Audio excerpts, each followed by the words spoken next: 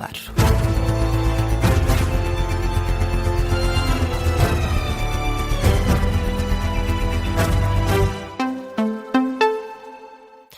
Uma da tarde, notícias com o Luís Soares. E Luís, o Chega acusa Luís Montenegro de estar desfasado da realidade. O PS diz que o discurso do líder do PSD passa ao lado do futuro do país. São as reações dos dois principais partidos ao discurso de Luís Montenegro na festa do Pontal, a rentrée política do PSD. O líder social-democrata falou aos militantes, mas sem novidades em temas como o IRS ou as pensões. Num discurso com aproximadamente 50 minutos, Luís Montenegro prometeu que a privatização da TAP vai permitir recuperar o investimento feito e explicou também a reentrada do Estado no capital da REN. No explicador desta manhã, o líder parlamentar do Chega, Pedro Pinto, acusou o líder social-democrata de fazer um discurso a lembrar os tempos de António Costa. Luís Montenegro é um primeiro-ministro completamente desfasado da realidade. Aliás, ao ouvir ontem Luís Montenegro, fez-me lembrar os tempos de António Costa, quando discursava e quando pintava um país cor-de-rosa. Neste caso, Luís Montenegro pintou um país cor-de-laranja, um país que só para ele e para a elite do PSD é que existe, porque não existe para o português comum. Os portugueses comuns, nenhum deles se reviu certamente no discurso de Luís Montenegro. Quando fala apenas das grandes obras, do futuro do país, nós percebemos claramente que Luís Montenegro não percebe o que é que custa aos portugueses ir meter combustível a uma bomba de gasolina. Percebemos que não vai ao supermercado e não sabe quanto é que custa o cabaz alimentar. A reação de Pedro Pinto do Chega. Já o vice-presidente da bancada parlamentar do PS, António Mendonça Mendes, diz que o discurso de Luís Montenegro passa ao lado dos desafios para o futuro de Portugal. É uma intervenção que não tem nenhum futuro. É uma intervenção autojustificativa, defensiva, uma intervenção que passa ao lado daquilo que são os desafios que o país tem para o futuro. Portanto, não me parece que este discurso tenha sido muito bem sucedido e principalmente porque é um discurso que nos traz mais perguntas do que propriamente respostas. Vou-lhe dar o exemplo. Foi anunciado uma recompra da participação na REN. Eu não tenho muita certeza que o melhor sítio para se fazer esse anúncio seja num comício partidário. As dúvidas de António Mendonça Mendes, do PS, no explicador desta manhã.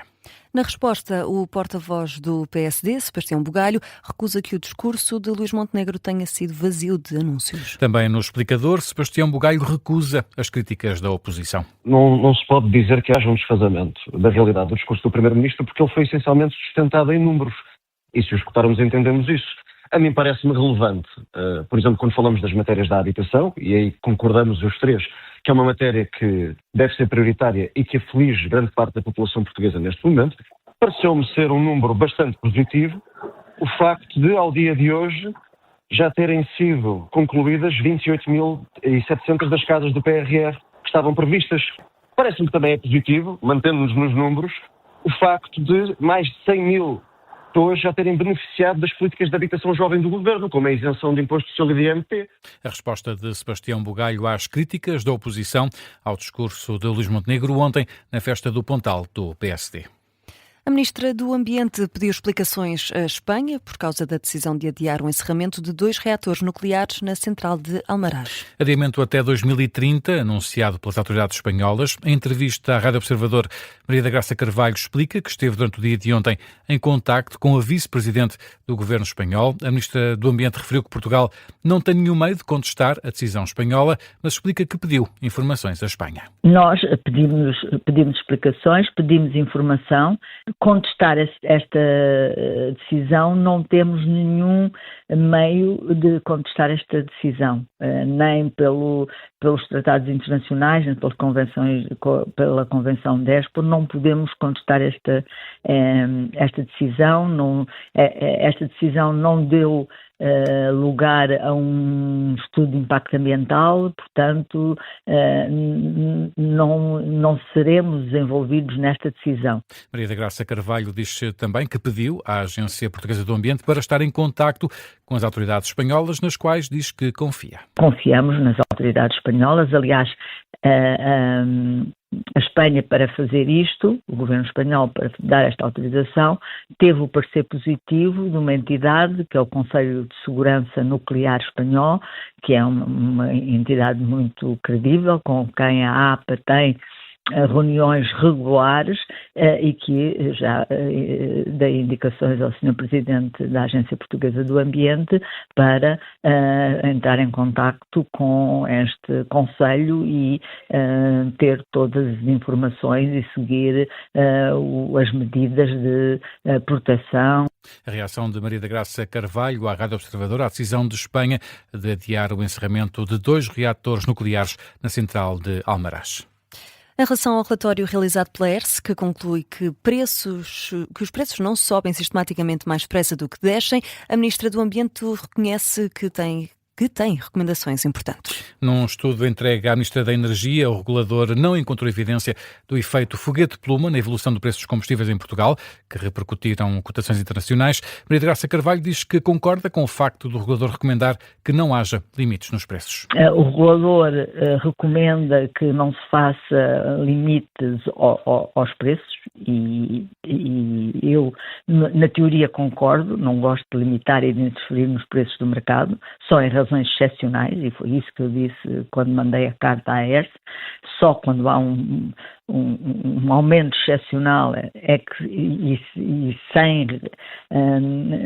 sem que todas as razões sejam perceptíveis e entendíveis porque é que há esse aumento, é que se deve interferir no mercado. E a ERSE diz-nos que, em vez disso, é mais eficiente fazer auxílios destinados aos setores mais vulneráveis. A Ministra do Ambiente e Energia, em declarações à Rádio Observador, garante que o Governo vai avaliar como colocar em prática algumas das recomendações deste relatório da ERSE que tinha sido pedido precisamente pela Ministra Maria da Graça Carvalho. E o Presidente da República pede uma cultura de responsabilidade nas estradas e diz que Portugal não pode aceitar que conduzir seja uma fatalidade. Isto numa altura em que muitas famílias aproveitam a segunda quinzena de agosto para viajar de carro para destinos de férias. António José Seguro pede cautela na estrada. Num discurso esta manhã, nas comemorações do centenário da Associação Humanitária dos Bombeiros Voluntários Celuricenses, o chefe de Estado recorda os números dramáticos dos acidentes rodoviários no ano passado e este ano para pedir responsabilidade. Não podemos aceitar que morrer na estrada continue a ser uma fatalidade. Cada morte é uma família destruída, um projeto de vida interrompido. Apelo, pois, a uma cultura de responsabilidade nas estradas portuguesas. Em 2025 morreram 589 pessoas nas estradas portuguesas. Já este ano, cerca de 300 mortos. São números dramáticos que não podemos aceitar. Temos todos o dever de agir, de parar esta tragédia. O número de mortos nas estradas portuguesas que aumentou em relação ao mesmo período do ano passado e por isso o chefe de Estado pede uma cultura de responsabilidade aos cidadãos neste período de férias.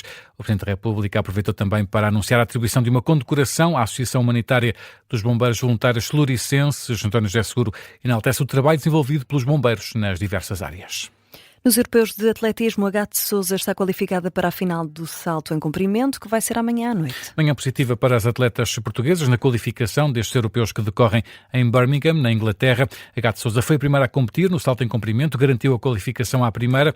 A atual campeã do mundo da categoria conseguiu a marca de 7 metros, o segundo melhor registro no global da qualificação.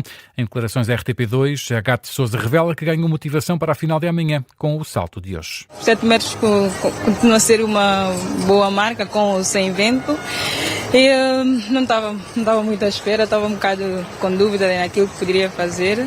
Saio da qualificação com um bocado mais motivada e consciente daquilo que pode acontecer na final. Nada está garantido até o último salto amanhã, por isso vai ter calma e encarar cada salto como se fosse o último. A Agate Sousa, campeã do mundo, vai amanhã em busca de medalhas. Final de salto em comprimento às 8h05 da noite. Também nos 1500 metros femininos, Patrícia Silva e Salomé Afonso conseguiram a qualificação para a final de amanhã. Patrícia Silva foi a mais rápida de toda a ronda da qualificação. A fechar, Luís, outras notícias em destaque. Está em fase de resolução o incêndio que estava ativo desde ontem em Vila Pouca da Guiar, no distrito de Vila Real. O local mantém 190 operacionais, apoiados por 54 viaturas e 5 meios aéreos para fazer a consolidação e rescaldo. Foram colocados para o próximo ano letivo mais de 20 mil professores, a larga maioria através de mobilidade interna, anúncio feito pelo Ministério da Educação. Os professores colocados devem agora aceitar a colocação na plataforma e apresentar-se nas novas escolas a 1 de setembro.